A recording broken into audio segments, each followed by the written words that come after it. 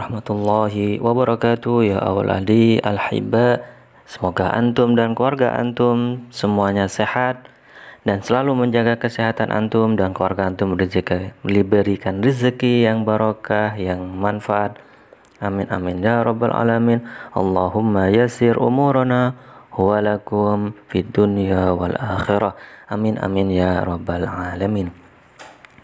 Alhamdulillah kita bisa berjumpa lagi, yang mana pada kesempatan ini kita akan membahas tentang babut tamyiz. Sebelum kita memulai pembahasan bab tamyiz, mari kita berdoa. Bismillahirrahmanirrahim. Allahumma zidna ilman warzuqna fahman wa'udzubika min ilmin la yanfa. Amin amin ya rabbal alamin. Naam, apa itu tamyiz? At-tamyiz huwal ismu al-mansubu al-mufassiru lima in bahama minadz zawat, yang artinya adalah isim yang dibaca nasab yang menjelaskan hal-hal yang samar pada suatu kalimat. Tamyiz lebih menekankan menjelaskan hal-hal yang samar. Beda dengan bab hal yang minggu lalu. Dalam contoh fil fasli ishruna, yang artinya adalah di kelas ada 20. Secara teks fil fasli ishruna sudah disebut dengan kalam atau kalimat sempurna. Akan tapi kalimat sempurna ini berupa jumlah, yang mana jumlah di sini fil fasli adalah khobar, ishruna adalah mubtada. Yang mana mubtada biasanya ada di awal kalimat. Karena khobarnya berupa jar majrur, maka boleh mubtada ada di akhir kalimat, seperti assalamualaikum ataupun waalaikumsalam. Boleh dibolak-balik. Dan kata fil fasli asyruna sudah disebut dengan kalam atau kalimat sempurna dalam segi jumlah. Akan tetapi dalam segi makna masih samar. Oleh karena itu perlu kita awali dengan pertanyaan. Kita akan bertanya seperti 20 apa?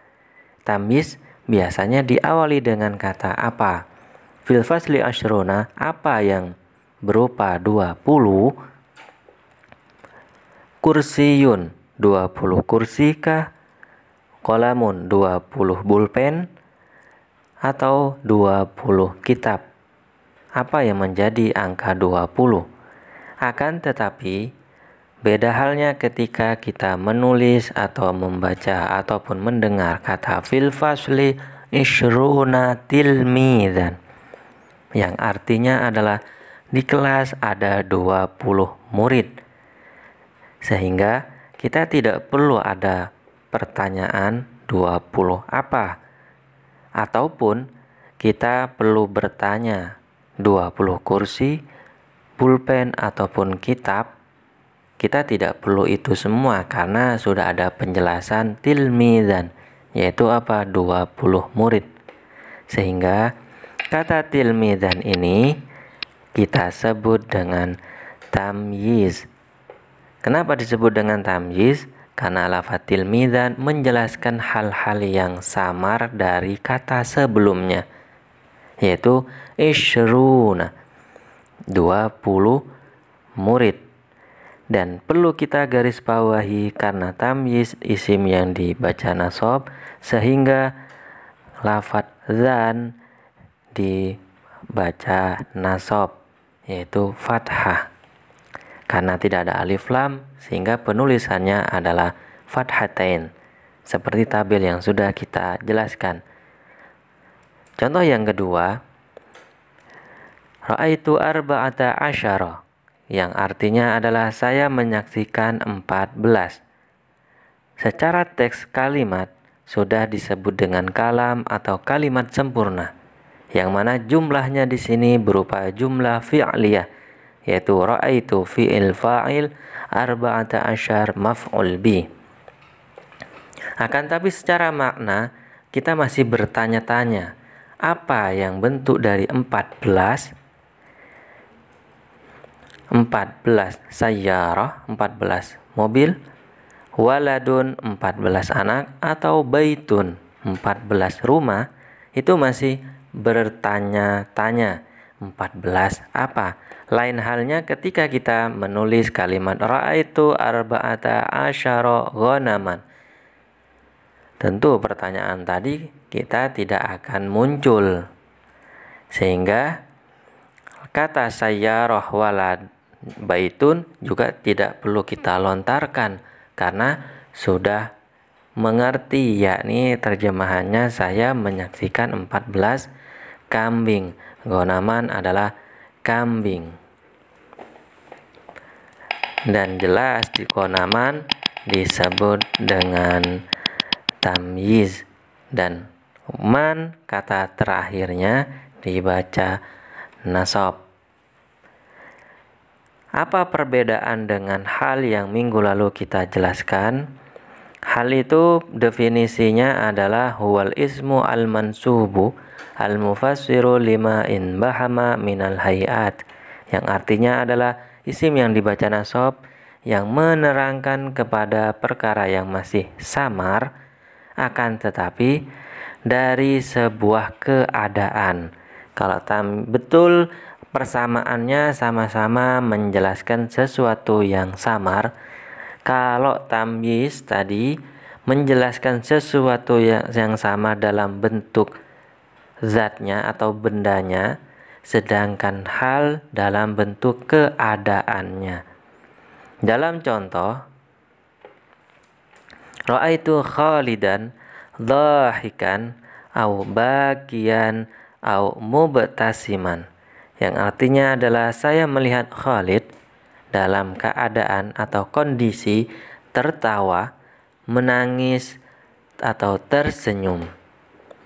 Sehingga dalam hal pertanyaan yang muncul, bagaimana kondisi Khalid, sedangkan tamyiz awal pertanyaannya apa maksud dari perkataannya, diawali dengan apa.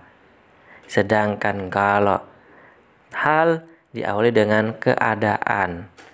Contoh lain, qama Khalidun bis salati khasyian, yang artinya adalah Khalid melakukan salat dalam keadaan khusyuk. Jadi qama Khalidun bis salati, Khalid melakukan salat, itu sudah kalimat sempurna. Jadi kita tidak perlu pertanyaan lagi, cuma kita ingin menjelaskan lagi keadaan, yang mana hal itu sebelumnya tidak ada pertanyaan lagi karena sudah paham. Cuma si pembicara menginginkan sesuatu yang lebih jelas lagi atau menguatkan dengan menjelaskan keadaan. Yaitu Khalid melakukan sholat dalam keadaan khusyuk. Naam, contoh dalam Al-Quran, A'udzu billahi minasyaitonir rajim. Bismillahirrahmanirrahim. Faman ya'mal mithqala dzarratin khairan yarah. Surat Al-Zalzalah, yang artinya adalah barang siapa yang melakukan seberat biji dzarrah khairan yarah, kebaikan maka akan melihatnya. Di sini dalam konteks fama ya'mal mithqala dzarrah, di situ masih samar. Apa yang seberat biji dzarrah? Ternyata khairan. Perbuatan apa yang seberat biji dzarrah? Jadi apa? Jadi awali dengan pertanyaan apa, sehingga khairan adalah menjelaskan sesuatu yang sama dari sebelumnya. Perbuatan seberat biji apa? Jawabannya adalah khairan, yaitu kebaikan. Sehingga khairan di situ disebut dengan tamyiz. Contoh yang kedua, Bismillahirrahmanirrahim. إذ قال يوسف لأبيه يا أبت إني رأيت أحد عشر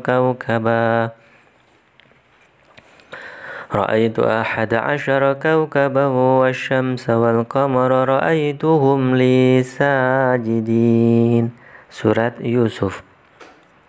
Ketika Nabi Yusuf berkata kepada ayahnya, "Wahai ayahku, ini sesungguhnya aku bermimpi, ra'aitu ahada asyara, melihat 11.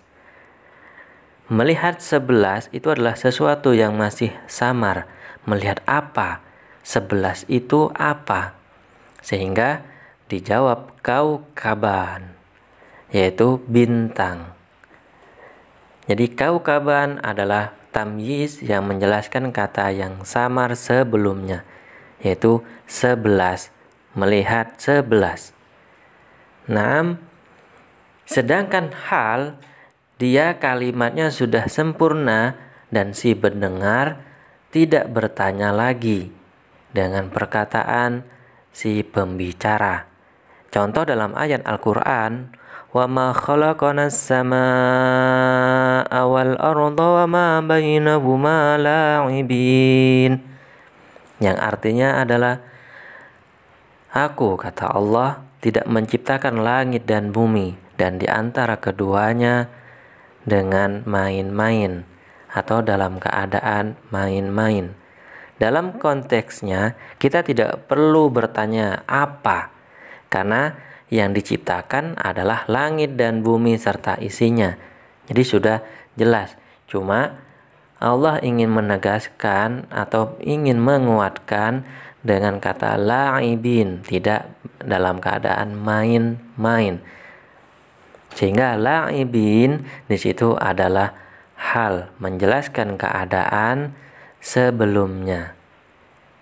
Naam, itu perbedaan antara tamyiz dan hal dan definisi dari tamyiz, yang mana tamyiz menjelaskan hal-hal yang samar, yang mana diawali dengan pertanyaan apa. Sedangkan hal menjelaskan keadaan dan sebelumnya sudah jelas secara makna. Naam, mungkin itu saja yang bisa kami jelaskan. Kurang lebihnya kami mohon maaf. Wallahu a'lam bishawab. Assalamualaikum warahmatullahi wabarakatuh.